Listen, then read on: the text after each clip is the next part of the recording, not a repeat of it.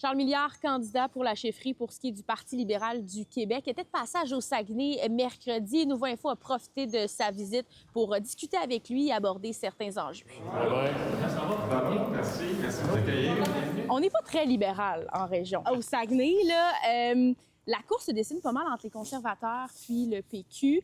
Est-ce que vous avez espoir quand même de remporter la partielle, mais aussi les élections provinciales? Est-ce que Tricia Murray, c'est la bonne candidate? Bon, on a 2 rendez-vous avec les gens de Chicoutimi particulièrement, là, maintenant, puis en octobre prochain. Donc, moi, je présume de rien. Regardez comment les sondages évoluent, comment la situation politique, municipale, provinciale, fédérale change. Donc, moi, je présume de rien. Tricia, c'est une fille du coin. C'est une fille qui connaît très bien le parti parce qu'elle a travaillé à l'Assemblée nationale aussi.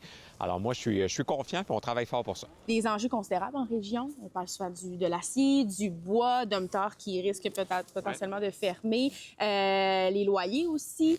Comment que vous voyez, c'est quoi le plan de match, c'est quoi les priorités? Bien, le plan de match, c'est de donner plus de pouvoir aux municipalités pour vrai cette fois-ci. Alors, je suis participé au conseil de ville hier où on a parlé justement de l'utilisation de l'énergie de la région.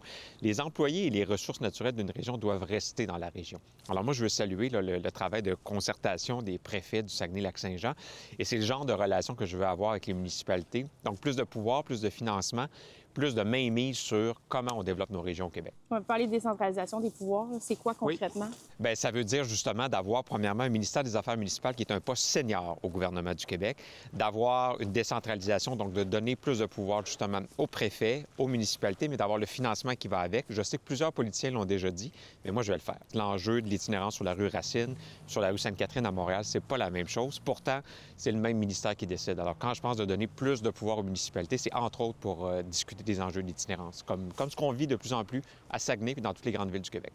La santé aussi, c'est une de vos priorités. Le bloc opératoire à Chicoutimi qui fait beaucoup jaser. Quelques mots là-dessus? Je suis pharmacien de profession, donc je connais bien l'importance de l'accès aux premiers soins. Je sais que le bloc opératoire ici est une priorité. Il y a plusieurs priorités en santé un peu partout au Québec. Merci.